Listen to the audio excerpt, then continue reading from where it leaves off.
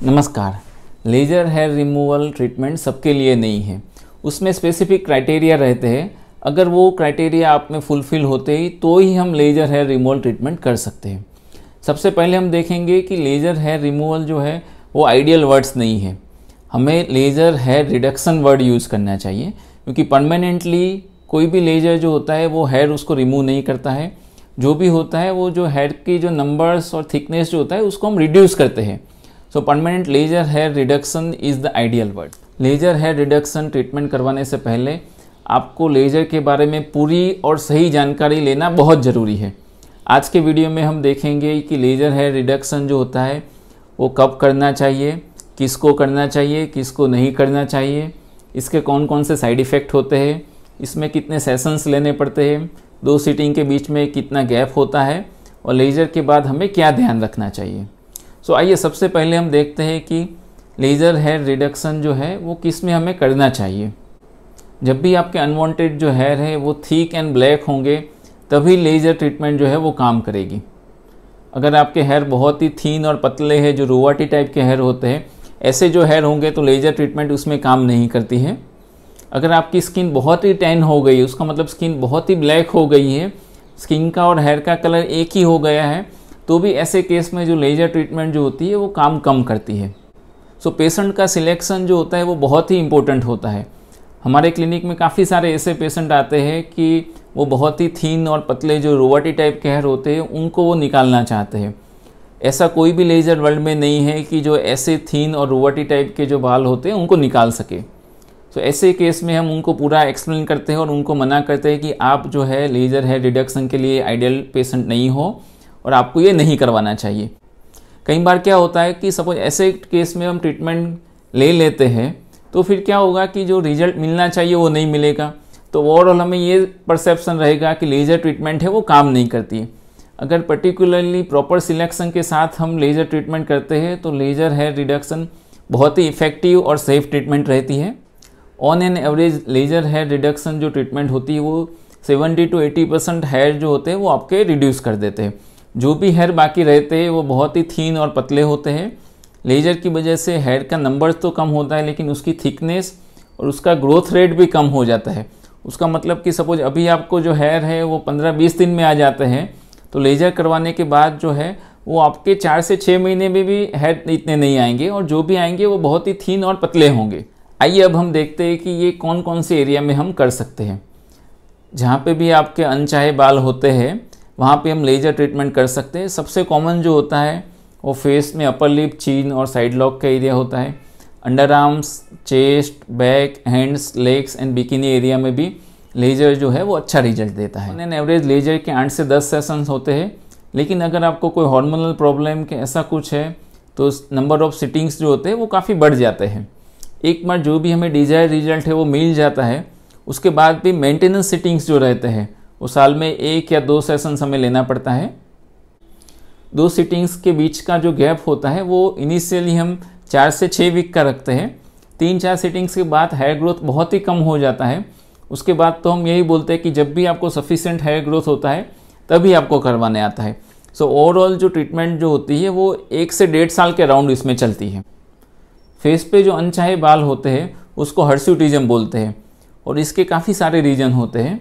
सबसे कॉमन जो कारण होता है पर्टिकुलरली फीमेल में वो हेरिडिटी रहता है। उसका मतलब कि अगर फैमिली में आपके मम्मी को या सिस्टर को अनवांटेड हेयर है फेस पे तो आपको भी आने के चांसेस बहुत रहते हैं। दूसरा और अभी के समय में काफ़ी कॉमन रीजन हार्मोनल इम्बैलेंस है।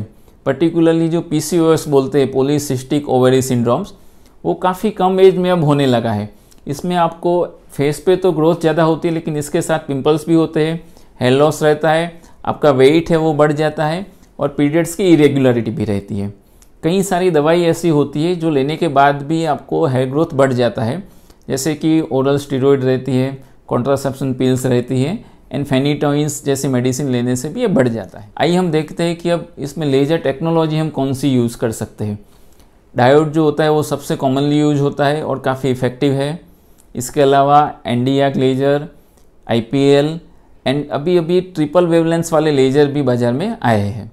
इसकी प्रोसीजर में सबसे पहले जो भी एरिया को हमें ट्रीटमेंट देना है उसको हम क्लीन कर देते हैं उसके बाद आइस जेल जो होती है वो अप्लाई करते हैं और लेज़र ट्रीटमेंट करते हैं। जब भी लेज़र ट्रीटमेंट करते हैं तो आपको थोड़ा डिस्कम्फर्ट फील होता है। ये जो डिस्कम्फर्ट है वो पेशेंट को पेशेंट अलग होते हैं। कई पेशेंट हल्का सा पेन महसूस करते हैं, किसी को थोड़ा हीट सेंसेशन आता है। इसका जो पेन होता है वो काफ़ी वेरिएबल होता है। जो आप वैक्सीन थ्रेडिंग और वो करवाते हैं उससे काफ़ी कम पेन रहता है। अगर आपके हेयर बहुत ही थिक है और हेयर बहुत ज़्यादा है तो उस टाइम पे आपको पेन ज़्यादा होगा। 2-3 सीटिंग के बाद जब हेयर कम हो जाएंगे तब जो पेन और डिस्कम्फर्ट का लेवल है वो भी कम हो जाता है। लेज़र ट्रीटमेंट के बाद आइस एप्लीकेशन या कोल्ड कंप्रेस करके स्किन को ठंडा रखना बहुत ज़रूरी है। भी हम लेज़र ट्रीटमेंट करते हैं तब लेज़र मशीन जो होता है उसमें से लाइट जो होती है वो स्किन पे जाती है। ये जो लाइट होती है लेज़र की वो पर्टिकुलरली जो ब्लैक मेलेनिन होता है उसमें ही एब्जॉर्ब होती है। सो हेयर में मेलेनिन बहुत ज़्यादा होता है। सो ये जो लाइट होती है वो हेयर रूट में जाती है, वहाँ पे हीट जनरेट होती है, फिर उसको डिस्ट्रॉय कर देती है। ऑन एन एवरेज एक सिटिंग में 10 से 15% हेयर रिडक्शन मिलता है हमें। लेज़र ट्रीटमेंट करने में जो टाइम लगता है वो अलग अलग रहता है। सपोज हम अपर लिप ही कर रहे हैं तो वो 10-15 मिनट में ख़त्म हो जाता है, लेकिन अगर हैंड्स, लेग्स और ऐसा कोई पार्ट में हम कर रहे हैं तो उसमें काफ़ी टाइम लग सकता है। अब हम देखेंगे कि लेज़र ट्रीटमेंट हमें किस में नहीं करवाना चाहिए। अगर आप प्रेग्नेंट हो तो आपको एडवाइजेबल नहीं है कि आप लेज़र के लिए जाए। अगर अनरियलिस्टिक एक्सपेक्टेशन है, अगर आप सोच रहे हैं कि 2-3 सीटिंग में ही पूरा क्लियर ही हो जाएंगे और फिर बाल कभी नहीं आएंगे, तो भी आप लेज़र ट्रीटमेंट मत कराइए। अगर आपको स्कार और किलोइड की टेंडेंसी रहती है तो भी लेज़र नहीं करवाना चाहिए। जब भी स्किन पे कोई एक्टिव इन्फेक्शन होता है या कुछ कट होता है तो भी ऐसे केस में लेज़र एडवाइजेबल नहीं है। अब हम इसके साइड इफ़ेक्ट के बारे में देखेंगे। जब भी laser hair reduction proper way में हम करते हैं, डर्मेटोलॉजिस्ट जो स्किन डॉक्टर्स होते हैं उनके गाइडेंस में हम करेंगे तो साइड इफ़ेक्ट होने के चांसेस बहुत कम रहते हैं। साइड इफ़ेक्ट में आपको थोड़ा स्वेलिंग, रेडनेस या बर्निंग सेंसेशन हो सकता है। बहुत ही ज़्यादा सीवियर केस में थोड़े फोड़े बन जाते हैं या कोई इन्फेक्शन और स्कार के भी चांसेस रहते हैं। आइए हम देखते हैं कि लेज़र ट्रीटमेंट के बाद में क्या स्किन की केयर करनी है। जब भी आप लेज़र ट्रीटमेंट करवा के घर जाते हो तो उस टाइम पे आपको थोड़ी सी जलन होती है और स्किन थोड़ी रेड हो जाती है। ये बहुत ही नॉर्मल है। अगर आपको थोड़ी सी जलन हो रही है तो आप आइस अप्लाई कर सकते हो। लेज़र ट्रीटमेंट के बाद आपके डर्मेटोलॉजिस्ट की सूचना के अनुसार जो एंटी इन्फ्लेमेटरी क्रीम होती है वो 2-3 दिन के लिए लगानी रहती है। कहीं पे भी आप बाहर जाते हो तो आप सनस्क्रीन लगा दीजिए या स्किन को कवर कर दीजिए। लेज़र ट्रीटमेंट कराने के 5 से 7 दिन तक आपको स्क्रबिंग, फेशियल या और कोई हैवी ट्रीटमेंट जो है वो नहीं करनी है। लेज़र के 2 सिटिंग्स के बीच में अगर आपके थोड़े थोड़े हेयर ग्रोथ होता है तो उसको आपको वैक्स, थ्रेड, प्लग वो सब से रिमूव नहीं करना है। इसके लिए आप रेजर यूज़ कर सकते हो या ट्रिमर यूज़ कर सकते हो। आइए अब हम देखते हैं कि लेज़र हेयर रिडक्शन के बारे में जो इंटरेस्टिंग पॉइंट जो है वो आपको ध्यान रखने हैं। सबसे पहला, जैसे मैंने बताया कि लेज़र हेयर रिमूवल जो होता है वो ब्लैक हेयर को ही रिमूव करेगा। सो अगर आपके हेयर जो है वो वाइट होंगे, लाइट रेड होंगे, बहुत थीन हेयर होंगे तो उसमें वो काम नहीं करेगा। अगर आपको कोई 100% गारंटी देता है कि हम परमानेंट हेयर जो है उसको रिमूव कर देंगे, उसका मतलब कि वो गलत बोल रहे हैं या उनको नॉलेज नहीं है। इससे आपको बच के रहना है। लेज़र हेयर रिडक्शन ट्रीटमेंट है, कभी भी टैटू पे नहीं करवाना है। अगर आपने टैटू करवाया हुआ है तो उस साइड पे, उस स्किन पे हम लेज़र हेयर रिडक्शन ट्रीटमेंट नहीं कर सकते। एज ए ह्यूमन बीइंग शरीर पे रुआटी टाइप के हेयर होना एकदम नॉर्मल है। कोई भी ऐसी वर्ल्ड में ट्रीटमेंट नहीं है अनफॉर्चुनेटली कि उसको हम परमानेंटली रिमूव कर सकें।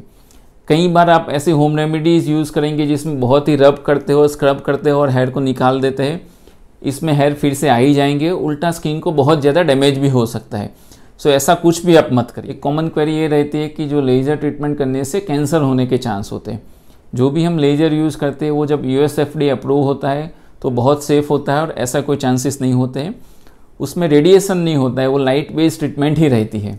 अगर आपको वाइट हेयर रहते हैं तो वो लेज़र से जाने वाले नहीं हैं, तो उसके लिए एक इलेक्ट्रोलिसिस ट्रीटमेंट होती है, वो हम करते हैं। उसके थोड़े सिटिंग्स लगते हैं और वो थोड़ा पेनफुल होता है, लेकिन वो वाइट हेयर को रिमूव कर सकता है।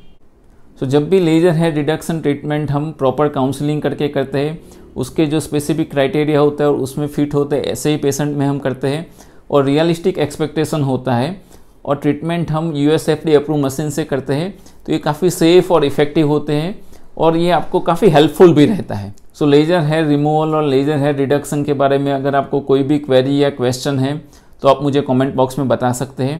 ऐसे और भी स्किन और हेयर रिलेटेड वीडियो देखने के लिए आप मेरे चैनल को सब्सक्राइब करना ना भूलिए। Thank you.